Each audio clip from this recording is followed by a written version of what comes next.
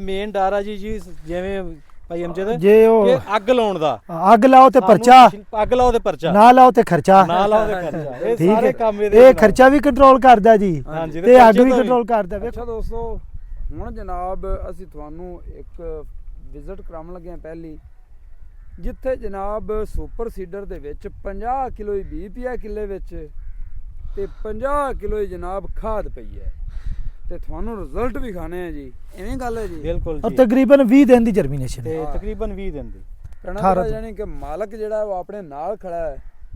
ਇਸ ਬਾਈ ਨੇ ਬੀਜੀ ਹੈ, ਬੀਜ ਕਿੰਨਾ ਪਾਇਆ ਜੀ ਕਿੱਲੇ 'ਚ?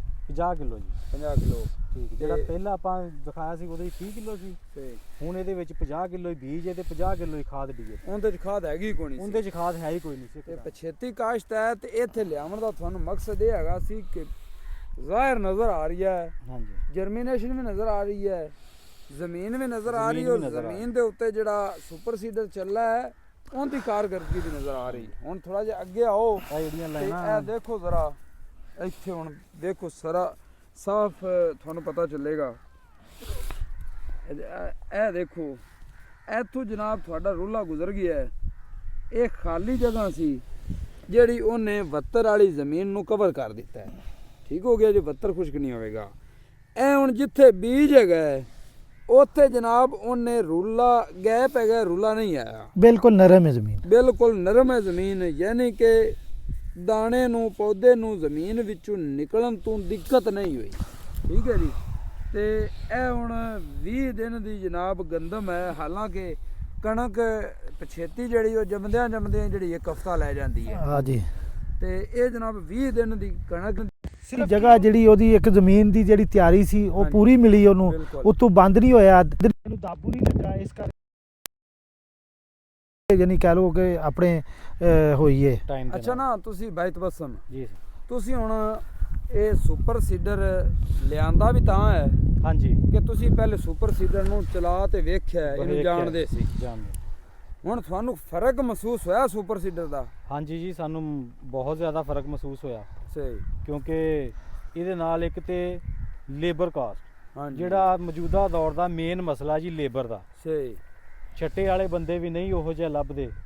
ਫਿਰ ਬੰਦੇ ਨੂੰ ਬੀ ਖਾਦ ਦੇ ਕੇ ਮਾਲਕ ਨੂੰ ਰਾਖੀ ਵੀ ਕਰਨੀ ਪੈ ਜਾਂਦੀ ਹੈ, ਜ਼ਮੀਨ ਦੀ ਤਿਆਰੀ। ਹਾਂਜੀ। ਇਹਦੇ ਨਾਲ ਹੈ ਜੀ ਇੱਕੋ ਦਿਨ ਵਿੱਚ ਸਾਰੇ ਕੰਮ, ਜ਼ਮੀਨ ਵੀ ਤਿਆਰ, ਕਣਕ ਵੀ ਬੀਜੀ ਜਾਂਦੀ, ਹੱਲਾਂ ਵੀ ਬਹਿ ਗਈਆਂ, ਤੇ ਬੀ ਵੀ ਸੱਟਾ ਗਿਆ, ਰੂਟਾਵਾਟਰ ਵੀ ਫਿਰ ਗਿਆ, ਰੂਟਾਵਾਟਰ ਵੀ, ਪਰੂਲ ਵੀ ਥੱਲੇ।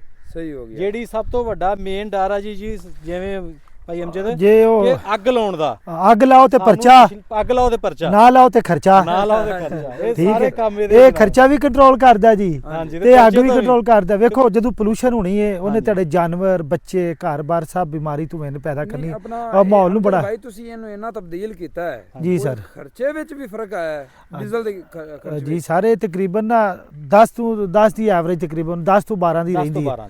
ਠੀਕ ਹੈ।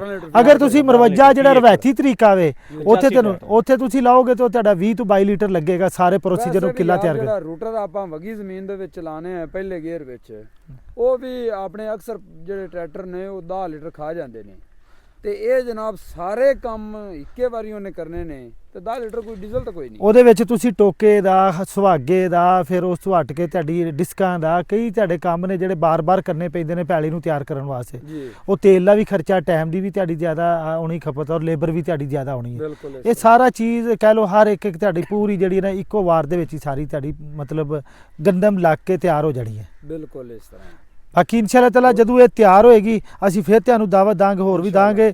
ਫਿਰ ਇਹਦੀ ਵਾਢੀ ਦੇ ਉੱਤੇ ਅਸੀਂ ਇਹਦੀ ਜਿਹੜੀ ਐਵਰੇਜ ਲਾਂਗੇ ਕਿ ਆਇਆ ਕੀ ਆਉਂਦੀ ਅਸਲ ਤੇ ਚੀਜ਼ ਇਹਦੀ ਐਵਰੇਜ ਹੈ। ਹਾਂਜੀ ਇਨਸ਼ਾਅੱਲਾ। 1 ਏਕੜ ਅਸੀਂ ਇਹਦੇ ਨਾਲ ਬਿਲਕੁਲ ਛੱਟਾ ਮਾਰਿਆ ਜੀ, ਛੱਟਾ ਮਾਰ ਕੇ ਰੂਟਾ ਮਾਰਿਆ, ਉੱਤੋਂ ਸੁਹਾਗਾ ਮਾਰ ਕੇ ਇਸ ਕਿੱਲੇ ਦਾ ਤੇ ਉਸ ਕਿੱਲੇ ਦਾ ਐਵਰੇਜ ਕੱਢਣ ਵਾਸਤੇ ਉਨੀ ਬੀਜ ਉਨਾ ਹੀ ਖਾਦ ਪਾਇਆ। ਸਹੀ ਹੋ ਗਿਆ। ਠੀਕ ਹੈ, ਇੱਕੋ ਜਿਹਾ ਕਿੱਲਾ ਵਾ, ਇੱਕੋ ਜਿਹਾ ਮਰਬੇ। ਲੇਕਿਨ ਇਹ ਜ਼ਰੂਰੀ ਸੀ ਕਿ ਲੋਕਾਂ ਨੂੰ ਵਿਖਾਵਣਾ ਹਾਂਜੀ ਕਿ ਅਗਰ ਭਾਈ ਅਮਜਦ ਹੋਰੀ ਤਬਦੀਲੀਆਂ ਕੀਤੀਆਂ ਨੇ ਆਪਣੇ ਸੁਪਰ ਸੀਡਰ ਵਿੱਚ ਤੇ ਉਹਨਾਂ ਤਬਦੀਲੀਆਂ ਨਾਲ ਫਾਇਦਾ ਕੀ ਹੋਇਆ ਕਿਸਾਨ ਨੂੰ ਹੁਣ ਵੀ ਵਿਖਾਉਣਾ ਜ਼ਰੂਰੀ ਸੀ। ਤੇ ਇਨਸ਼ਾਅੱਲਾ ਤੁਹਾਨੂੰ ਜਿਸਲੇ ਇਹ ਕਣਕ ਨੇ ਪਕਣਾ ਹੈ ਵਾਢੀਆਂ ਤੇ ਵਡੀਣਾ ਹੈ ਤੇ ਫਿਰ ਇਨਸ਼ਾਅੱਲਾ ਤੁਹਾਨੂੰ ਐਵਰੇਜ ਵੀ ਚੈੱਕ ਕਰਾਵਾਂਗੇ। ਮਜ਼ੀਦ ਜਿਹੜਾ ਇੱਕ ਮਹੀਨਾ ਪੁਰਾਣੇ ਨੇ ਕਿੱਲੇ ਉਹਨਾਂ ਤੇ ਵੀ ਜਰਮੀਨੇਸ਼ਨ ਔਰ ਉਹਨਾਂ ਦੀ ਅਗਾਹ ਤੁਹਾਨੂੰ ਉਹ ਵੀ ਵਿਖਾ ਦਿੰਦੇ ਆ, ਉਹ ਕੈਮਰਾ ਤੁਸੀਂ ਉਹਨਾਂ ਤੇ ਵੀ ਮਾਰ ਲਓ ਜੀ। ਠੀਕ ਹੋ ਗਿਆ, ਯਾਨੀ ਕਿ ਜਿਹੜਾ ਇੱਕ ਮਹੀਨਾ ਪਹਿਲੇ ਬੀਜੇ ਹੋਏ ਜੀ।